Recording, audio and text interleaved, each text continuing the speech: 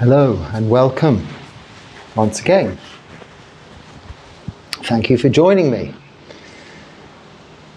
Moving straight on with your the first comment here. Please can you help me not to get bothered? I pause there. It doesn't pause in the question, but this practice is about not getting bothered.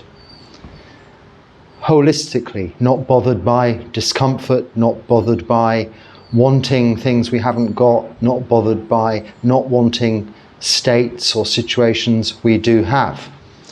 So it's a very good question in that respect, because our practice is to focus our attention, our conscious awareness on the way things are and seeing them as just that, and therefore being able to be unattached to conditions that may be different or we prefer, and accept the truth as to the way it is.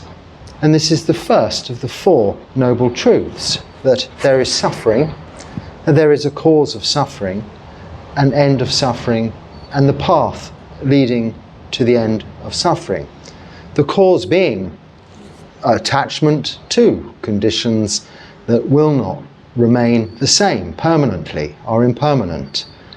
This is what produces suffering, and it is out of our control, which compounds that suffering until we're able to just accept that that is the way it is. It's just that. So please can you help me not get bothered by neighbour sounds when in my flat? That's something I'm very familiar with, both a long time ago when in my flat, I had quite a nice house in the country, but eventually in my process of renunciation moved to a very small, the smallest I could find, flat, you'd call a bedsit, I think, which was in quite a nice village, but had neighbours. And the beauty of having neighbours is you are never alone. Solitude is hard to find because you can hear their goings on. Inevitably, however soundproofed one makes things, there's going to be transference of sound in some capacity, especially in the summer with windows and such like open. So carrying on, it is quiet where I live, but about twice a week I hear a tumble dryer below me. I'm laughing because that's not too bad, is it? Which goes on for 6 to 8 hours. So they're a twice a week wash family as opposed to a Monday's wash day only. This needs a bit of a wash. I washed it yesterday actually, and it's now you see it's a bit inclement, rainy, damp. Nothing dries, the walls are damp in here, the floor's damp, everything's damp. The fans, I'm waiting for a part to come from China, not working very well. So drying one's laundry is very difficult.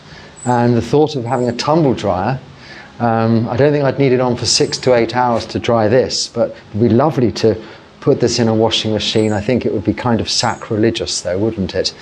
In a washing machine, spin and then pop it in the dryer. Boom, boom, boom, boom, boom. And then, I don't know, 20 minutes, 40 minutes later, it comes out all beautiful and fresh. Oh, those were the days. But I also had to live in a flat to have such things. Now I live in this beautiful nature that surrounds me. And this is all relevant to the original question. I'm coming to the answer. Bear with me. It's not a loud sound, but in the background it goes on. And when it stops, I feel the physical relief. Yes, don't you just, when a sound that continues, like a fridge motor thing, humming, when it switches off, as they do, of their own accord, you notice it. When we have power cuts, if you watch the morning chanting, which is live every day at 6 a.m, morning puja, sunrise puja, chanting, meditation and blessings. This morning at about 2/3 of the way through the very short meditation, 15-minute meditation, the power was switched off. In this rainy times, it goes off occasionally. And I just notice the absence of the fan instantly, because I have a fan on in the background.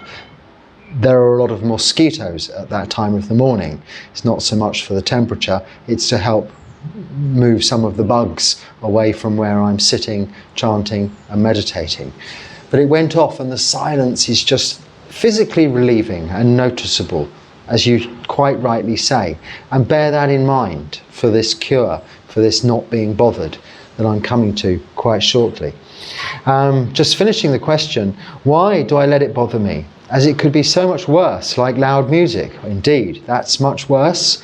Or the voices of our opposite sex, if that's what we're not ordinarily interested in. We are biologically, subconsciously attuned into that. And I think also for crying babies or animals, you know, the sound of an animal in distress or a crying baby disturbs us deeply. It gets us to our core, not because it's an annoying sound. We are genealogically, is that right, developed to react to such suffering, and therefore the compassion, if we can't help, builds up to this kind of damaging form of compassion, where we want to help and save the world, but realistically we cannot. We can only save ourselves, and by that example help to save the world. So back to this noise. I have two sounds that go on, not really so much neighbours, but the outbuilding quite close. The sound in this quiet, other than nature sounds, ordinarily quiet environment, when, as they are this morning, there are some people that occasionally meet up and prepare food in there for something. I'm not sure what it's for. Lunch somewhere for someone. This is just ordinary behaviour, not a disturbing sound, much like your dryer that only comes on twice a week. But it can bother us. And your question is only to how do we stop it bothering us? Well, firstly, know that it's okay to be bothered. It's noticing it. But then when we notice it, we should bring our attention to what is happening. You notice the physical relief when the sound ends.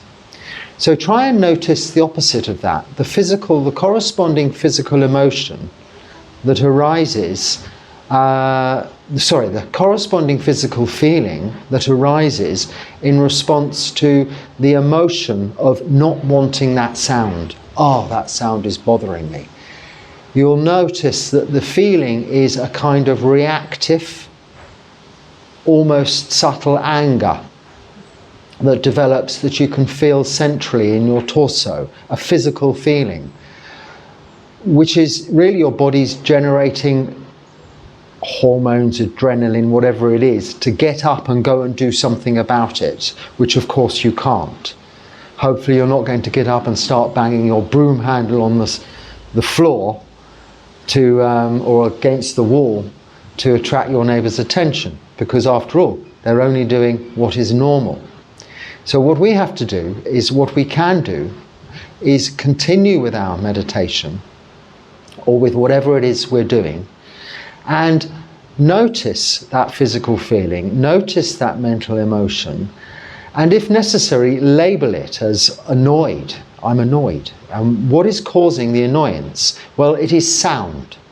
So take the aspect of the dryer out of it and the normality of that activity, but just isolate it as sound. So whether it's normal drying of laundry sound, or perhaps a more disturbing sound of voices or music continuously, isolate it in itself as just sound. And it is the ear hearing sound.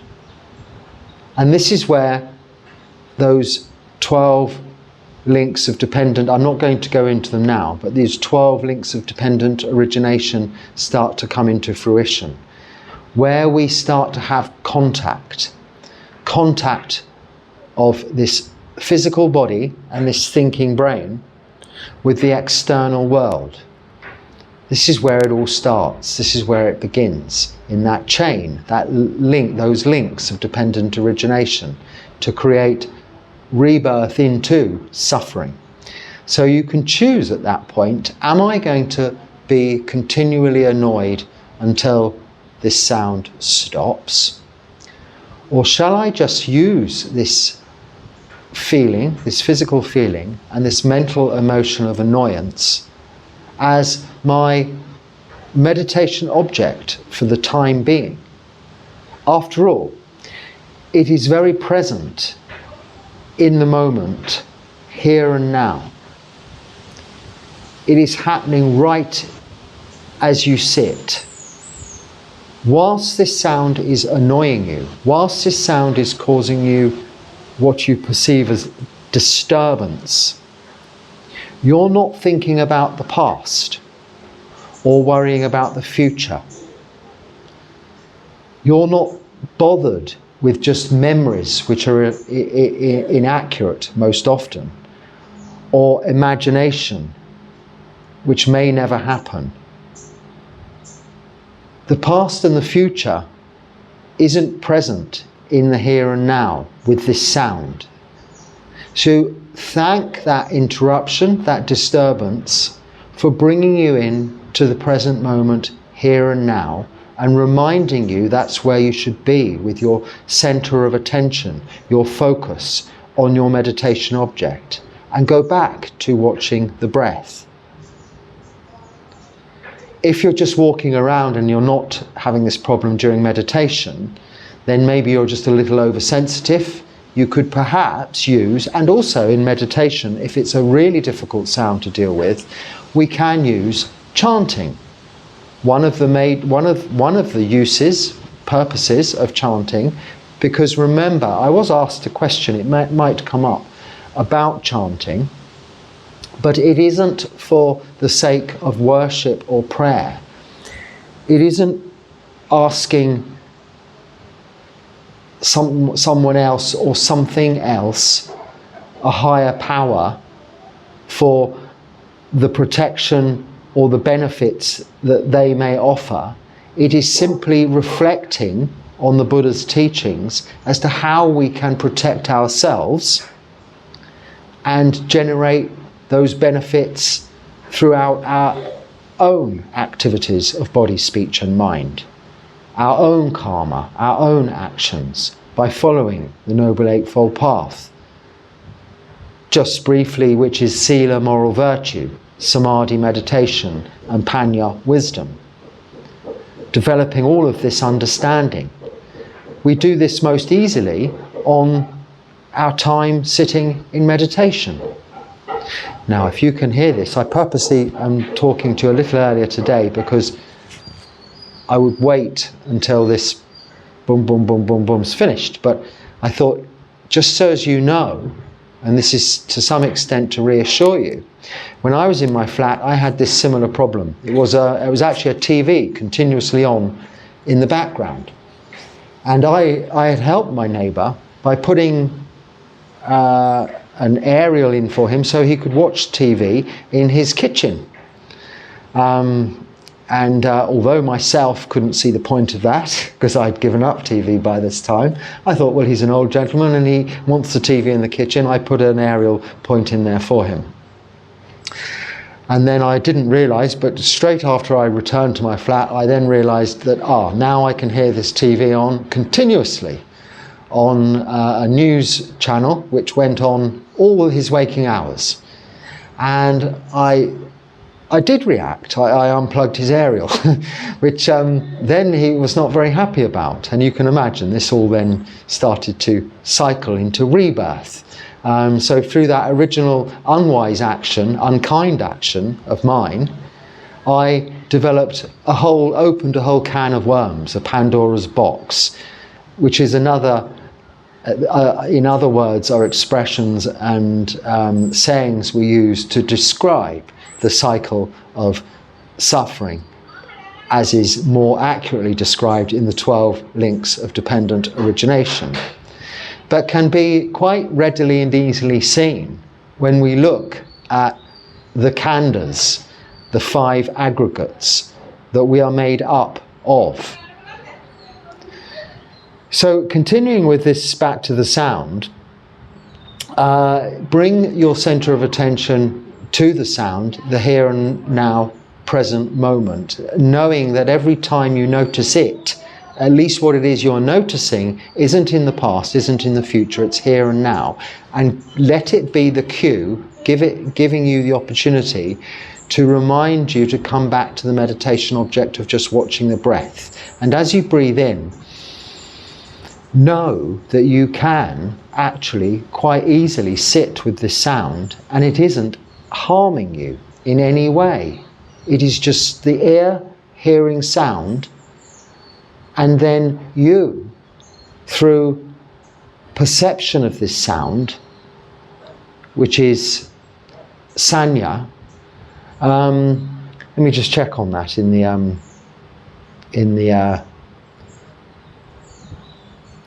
Kandas. It is sanya, yes, S-A-N-N-A, sanya, perception, which is born through contact, comes from contact, ear hearing sound. This is perception, which creates this Vedana, a sensation, or feelings, let's say. Feelings, physical feelings, which are a consequence of mental emotions, in the case of hearing a sound that you don't like. If you heard a sound that was very pleasant, some lovely music that you enjoyed, it would create a mental emotion of joy, sukha, happiness, which would give you this piti, this physical rapture kind of physical feeling. So the opposite. The only difference is your perception, this sanya of that sound, which from memory and from imagination, so memory of recognizing that that's a dryer, an unpleasant sound, I don't like it, or that's lovely music, I love this tune, either or, you perceive it to be something you like or you don't like, which creates these feelings, Vedana. This is coming from this bodily form, which is the first of those aggregates, rupa, bodily form, from ear, physical ear. And this same, I began with saying, not being bothered by, because this applies to all six sense contacts. So seeing light with the eye, hearing sound with the ear, smelling odours with the nose, tasting flavours with the tongue, the feeling of touch on your skin, or heat and cold in relation to that. And then finally, thinking, thought, which is mental formation based on this sense contact in some respects, but also thoughts that may just generate of their own accord. A memory, a thought, a wild card thought that comes into your brain as if by magic, as clear as day, but is just there. Oh, what made me think about that? Something did. It came there, didn't it? It's still sense contact. It's the sixth of our senses. So these 5-6 sense doors are what lead to that contact and lead to sanya, vedana, so perception and feelings, and result in sankhara, mental formations, fourth of one of the 5 aggregates. These mental formations are whether we like it, whether we don't like it, and what it is. You know from the sound you don't like it, you know from the sound it's a dryer. You may never have seen the dryer, but you can imagine what it looks like, how it works, and how useful it would be. Say I had one, but I wouldn't want one, and I don't think it's appropriate for this kind of clothing. But we actually have a very interesting way of how we do ordinarily. I haven't got round to setting it up here yet, clean these robes. There is a video about that, how to wash monks' robes, on this channel if you want to see how that's done, rather than me explain it again here. This leads to the sankhara, this formation, mental formations, which just also covers everything we encounter in our lives, because everything we encounter in our lives, whether we like it or we don't like it, is coming via these sense contacts, these sense doors or windows. Seeing, hearing, smelling, tasting, touching and thinking. These we can guard or direct, point in the right direction to some extent. So we can guard by not listening to music, or moving away, or directing our attention, our eyes to something more skillful. If our attention's averted to something unskillful to look at, that generates feelings of wanting or desire or even lust, then you can divert your gaze elsewhere to something more calming and more peaceful and more natural, that will just help calm the mind rather than stir up the mind. This is sensing, this is guarding the senses. This is part of mindfulness, samasati, right mindfulness, throughout our daily activities, being careful. And observation and guarding of these sense contacts is an important aspect of that. Now, this sound that's disturbing you, this background sound, is nothing unusual. I noticed, having had this problem myself, that wherever I moved, subsequently the same problem occurred, and eventually came to the conclusion that it wasn't the sound that was bothering me, but it was me being bothered by the sound. And you quite rightly have come to that conclusion also in your question. How to not be bothered about it is just how to know the bothering, know what it is that's bothering you, and identify it as just desire for the situation not to be happening as it is, and for it to be something other than that. But when you accept that it is just that and it is normal, and that wherever you go, until you lose this sense of hearing, there will be, and even then, maybe even sanya, sort of perceived sankhara, imaginary hearing will be going on. Thinking will be going on. I've said many times before, you could put someone in a sensory deprivation chamber with no light, no sounds, smells, tastes, odours, feelings, anything, floating very comfortably at a totally body temperature environment with no stimulation. But you will not stop the mind thinking. This is the most powerful of all of those sense contacts, and that will become energized by the absence of anything else. So you'll notice your mind going into the future, imagining, going into the past through memory and just worrying about all of these aspects which aren't even happening now when you're undisturbed. But when you are disturbed by a sound, it occupies your entire focus of mind.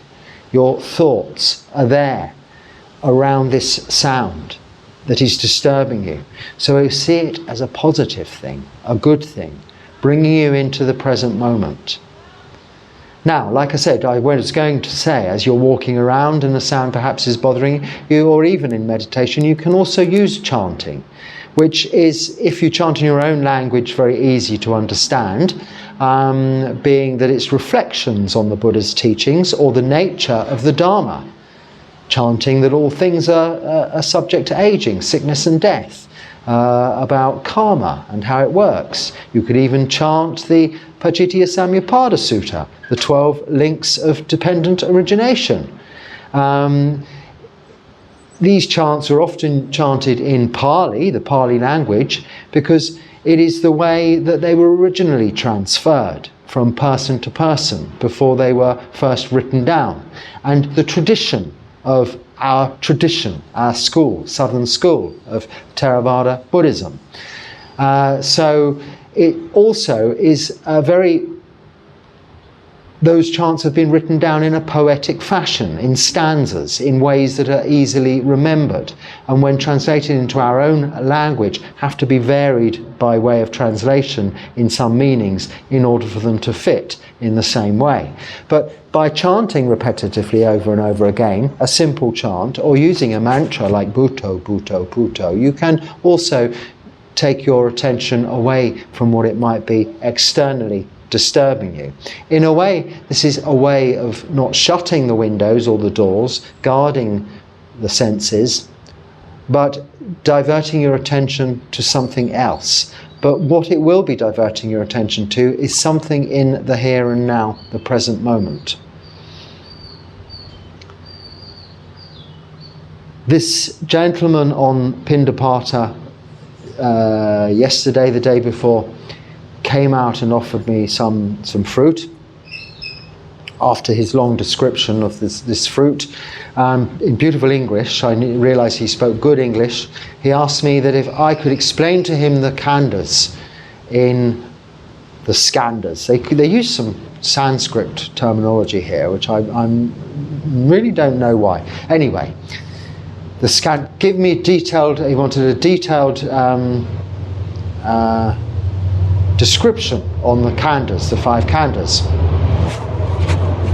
See, we have an external sound. Oh, I was going to say, yeah, what I found, I moved on from that flat into I think I went to a monastery.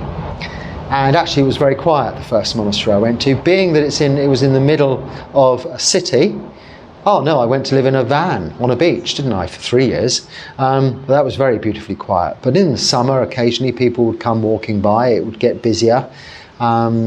And too, at night time, people might pull up with some music playing in a car. I was always disturbed. You might say, well, you can just move the van. And I did a few times until I realised wherever I moved, another noise would come to disturb me. And I noticed that the common denominator was always me being disturbed by the noise, not the noise disturbing me. And then I learned this technique of just allowing the sound to be just that. The ear hearing sound, as is said in the suttas by the Buddha himself. The eye seeing light, or the eye seeing is seeing, and the hearing is hearing, smelling is smelling, tasting is tasting, touching is touching, thinking is thinking. It's just that. This, when you know this fully, not just recite it, but know it, that's what it is, you can isolate it. A lot of this Mahasi Sayadaw technique of noting that people have referred to is much to do that, is to bring your attention into the present moment, realizing that it is just hearing, or thinking, or seeing, or seeing. Noting, it can help, but then use that time to then bring yourself back to your meditation object. But yes, I went to a monastery that was in a kuti in the forest, and I had cicadas, which were as loud, literally as loud in decibels as chainsaws. Hitting metal, I think, would be a better description, because they're so loud at certain times of the year. I then moved to another monastery which was so peaceful, and the nearest kuti was 100 yards, 100 meters minimum, if not 200 meters away, until another monk moved in there, whom was so good at making these beautiful Thai forest tradition brooms that we use for sweeping the paths of leaves. But his practice in making these brooms was at something like 3 in the morning. He would be on his these kutis are wooden, on legs, and he'd be on his veranda, which is like a wooden stage, with these brooms, and there's a thing they have to do, they bang, bang, bang, bang the end of the broom stick, like this, I think to make the bristle things sink in, or make it all tight. So from something like 3 in the morning when I was up for my meditation, until we went on Pindapata at about 6, or 5:30 there, there was dum dum dum dum dum dum dum dum dum dum dum dum dum like this, and I thought, yep, there it is again. Me getting annoyed with sound outside. I'm in the perfect monastery, in the perfect environment, in my own perfect kuti, miles from anywhere. There are no cicadas because it's right on the coast. They didn't seem to have as many there. Everything was perfect, and then like this, and I thought, there it is. That's me. That's my problem. Not the monk making the broom, not the sound, but me being bothered by it. And what is it doing? It's letting me know now, not thinking about going on Pindapata, arms around in a minute, and how on earth are my feet going to manage the pain. Not thinking about how I didn't sleep well last night because all kinds of creatures were attacking me, but I'm thinking about that broom. When am I thinking about the broom? I'm thinking about it here and now with every thud. Boom, boom, boom, boom, boom. It's in the present moment, not worrying about the future or the past. Just come back, and as you breathe in, sound, ear hearing sound. Not liking, whatever you want to narrate in your head. Noting the emotional effects and corresponding physical results of those emotional not wantings that are occurring in your mind. And seeing that whole beginning, that cycle of dependent origination. And this is where the 4 foundations of mindfulness in relation to the khandhas can to some extent cross over. In the khandhas, the 5th I didn't mention, vijnana is consciousness, conscious awareness. This is the thinking brain. It's knowing what these 5 khandhas, this physical body and this thinking brain is experiencing. It's knowing experience in the present moment. But what knows your knowing of that experience in the present moment is the citta. So in the 4 foundations of mindfulness, we have mindfulness of the body, mindfulness of feelings, Vedana, so Rupa and Vedana are the same as in the khandhas. Then mindfulness of the citta, the mind. And then mindfulness of Dharma, which is all phenomena. So when we have mindfulness of the citta, the mind, we can detach ourselves from this conscious awareness vijnana and detach ourselves from sankhara to independently witness the liking or disliking of that, but put some distance slightly between us, like the aeroplane looking down on a city. Its busy streets with honking horns and traffic jams just looks like pretty lights below you. If you're amongst it in your car, desperate to get home after a busy day at work, it might seem like hell. But with that little distance in the aeroplane looking down at that beautiful picture of pretty lights, you're separated from that suffering. Momentarily, this is the citta, the mind, as in the 4 foundations of mindfulness, mindfulness of citta, sati.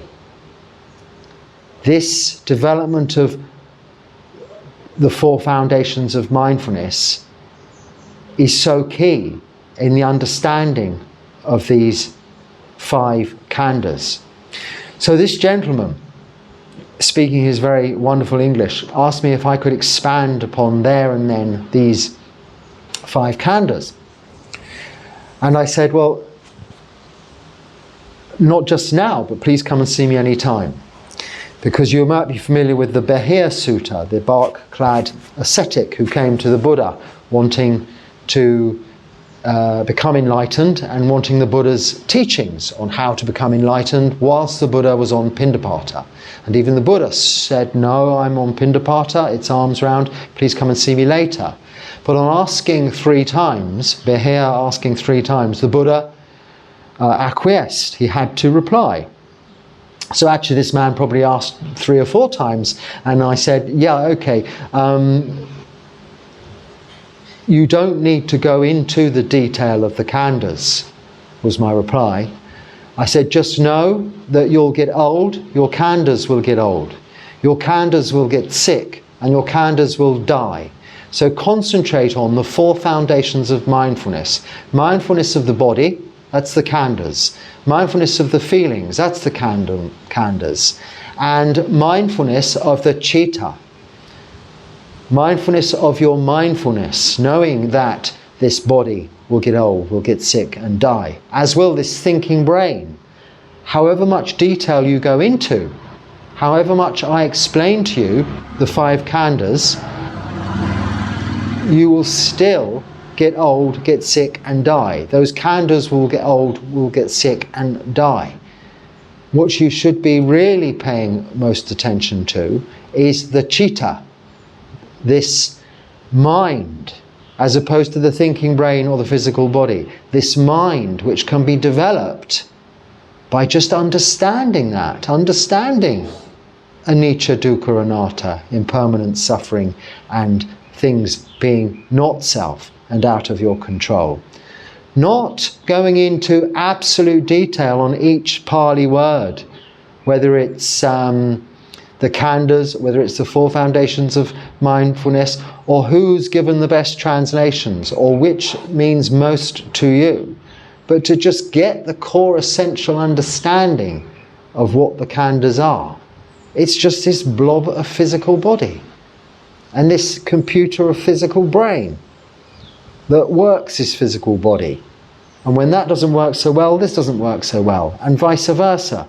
We observe this from that aeroplane seat looking down at the beautiful pretty lights through the citta. This is where there is peace and calm and tranquility. So I asked him, please come and visit me, come and see me. I said, but just know for now, your khandhas just will die. They'll get old, they'll get sick, and they'll die. So it doesn't matter whether I explain them to you or not. They'll be gone soon. Now, he didn't come and see me, so perhaps I was a little bit abrupt. But it wasn't the appropriate time to be talking about the Dharma. I tried to say it as politely as I could, and hopefully he understood. But often people will be disappointed with such an answer, because it's preferred to spend a lot of time analysing a subject like the khandhas, as I've just spoken about, to the nth degree, but rather than just know that what we're looking at there is all within this fathom-length body, bag of skin, containing horrible things and a skeletal form of bones. It is all we are. It's all the cat is, all the dog is. What is more important to establish with our practice in these four foundations of mindfulness is knowing that about the body, in the mindfulness of the body, knowing its feelings, knowing it, these feelings, the Vedana, so Rupa and Vedana, but knowing how we can see the citta as unaffected in any respect by what these sankhara, these mental formations that are created, and these Vedana, these feelings associated with the five khandhas in this physical body and thinking brain, how the citta isn't. When you are sad, when you are very depressed, the citta knows, but it is not sad, it is not depressed. When you are happy, when you're elated and excited, the citta knows, but it is not happy, it is not elated, it is excited. It just knows. But it can be attached. It can get attached to your pleasant feelings that you like when you don't see them as just that. When you see liking as just that, a feeling as a result of something you want to be happening, and when you see disliking as just that, a feeling of something you have that you don't want to have, and you note the mental emotions and the physical feelings, this is mindfulness of the body, mindfulness of consciousness, phenomena, dharma, vijnana, you can separate, put a little distance between that feeling, whether good or bad, and the citta. And that is how we develop this ability to know and let go. The citta, it is that which knows. And letting go is by not attaching, not clinging on to, holding dear to that silence until the dryer starts up again. But accepting it is just that for the time being. So I've touched a little bit there on the gentleman, so he didn't come to see me, but I've touched a little bit there on the khandhas and their relation to these four foundations of mindfulness. But you'll see that in all of these lists, they are all interactive, interlaced. in some words come up in many of the lists, some in just a few. But all of the lists have a link. And in some respects, this 12 links of dependent origination, which I'll talk about. I have already talked about it in a talk, I think, called Addiction or 12 Steps or something like that. It doesn't, I should have titled it 12 Links of Dependent Origination, I suppose. Maybe it is, I'm not sure. But regardless of that, I'll talk about that again soon. But all that is really an expansion on the very basics, the Four Noble Truths. So it always comes back to that, doesn't it? Suffering, cause of suffering, which is that desire, which sets off those whole 12 links of dependent origination, which include many of the khandhas and the foundations of mindfulness there. So it isn't even necessary to, I don't know it off by heart anyway, otherwise I would ring it off now, wouldn't I? But we'll save that for another talk. But it basically is sense contact resulting in liking or disliking, then performing an action as a result of trying to get away from rather than just accepting the way as it is, which is the opposite of the quality we develop of equanimity, or upekkha in the Pali, which is the fourth of the four Brahma Viharas.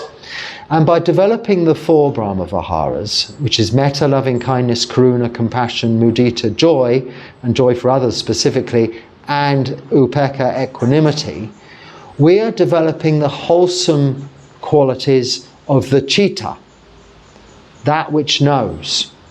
Because however unfortunate the experience of the physical body and the thinking brain is, however much disliking or even hatred there is there, with a citta having developed qualities of metta, loving kindness and compassion, it bears no animosity or disliking, and therefore doesn't become attached negatively to something it wishes not to be happening, and likewise does not become attached positively to things that it wants to be happening, and therefore have the negative result of when those things that you want to be happening finishing or ending, having the disappointing effect thereafter. It is independent. So these Brahma Viharas are qualities you're developing within the scope and the capacity and knowing element of the citta as qualities, not practices, not doing things, but qualities, a part of it. So in a sense, if it's what's seeing, it's seeing everything through rose-tinted spectacles or glasses with a pleasant view, because it's imbued with loving kindness, compassion and joy, and has equanimity. So whatever's happening in this bag of bones and thinking brain, it's just that happening here and now. And it's only associations with the past and the imaginations about the future, memories of the past, imaginations about the future, that are drawing you away from the present moment and having all kinds of conclusions. But what if I moved to another flat? It would surely be more peaceful. It won't be. The khandhas just go, and shortly dragged along with the khandhas is the poor old citta, who until you can liberate it, this is enlightenment, cutting those fetters, those ties to samsara, rebirth, breaking that chain of 12 links of dependent origination, which begins with ignorance and ends in birth, ignorance of what desire is, wanting, and then feelings and contact and feelings and birth, cutting that cycle. This is what enlightenment is, freeing that citta.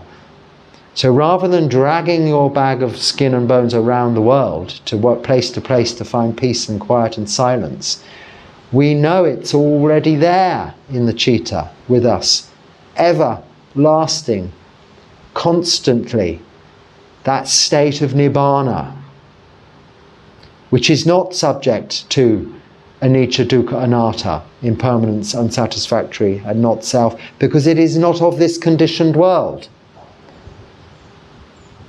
Everything, all things, all conditioned things, so things of samsaric nature, conditioned things, including thoughts and emotions, including physical feelings and sensations. In other words, the khandhas, the 5 khandhas, are impermanent, unsatisfactory, and not self. The citta is merely separately observing that and can develop its qualities. You can develop through your actions of body, speech and mind its qualities of metta, karuna, mudita and upekkha, and further cut those fetters to the 1st, 2nd, 3rd, 4th stage of enlightenment and nibbana. Cutting at the root all causes for suffering by knowing their cause as desire and being just that, for something to be other than just that is the cause of suffering.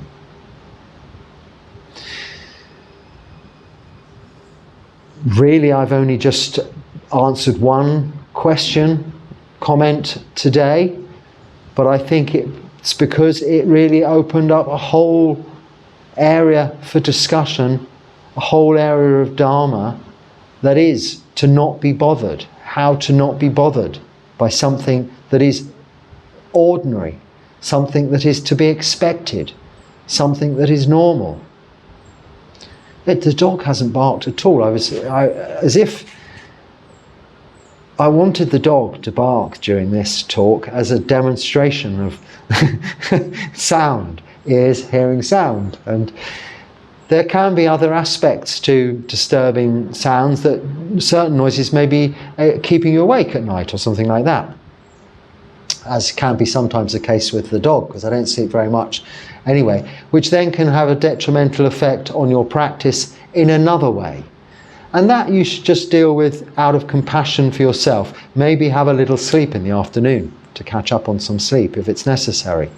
If you are working and you have situations that are keeping you awake, and that is your noise issue, because I'm just thinking, if I make the title anything to do with noise, some people might watch this video and be kept up all night by the local nightclub and then unable to do their work during the day. This is of a more, let's say, coarse level of difficulty that one has to go about using a matter of practical sense and application, and investigating what can be done about your current situation, the situation that's bothering you, if it's going to continue, whether it's within the bounds of the local laws, because for sure, if that is the situation and you are affected, there is probably someone else that is also affected. So maybe we get together and discuss with them actions that can be taken. So just in case that is the subject that you're tuning in for, sorry it's come right at the end and you've probably tuned out by now, but it might help you also just to go to your local authorities to ask if they can help in some respects in that way.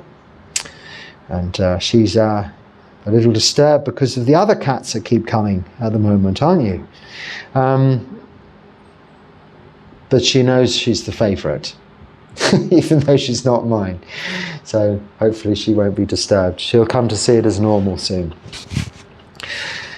On that note, I hope there's something useful there, and if so, please use it, put it into practice. And next time something goes bang, or a bell rings, or there's a crash of thunder in your meditation and it's not you becoming enlightened, know it as a big sound bringing you right into the present moment, here and now. And that is a valuable tool to aid your practice, not an obstacle in the way. The obstacle in the way is the second of the 5 hindrances, aversion to that sound. Just see it as sound and just that, and then no longer you'll have that aversion. Don't get attached to the aversion towards it. If it's useful, use it. Otherwise, just put it down, let it go until next time. I hope I hope you can join me again. Be happy and stay well. Sukhi Hotu.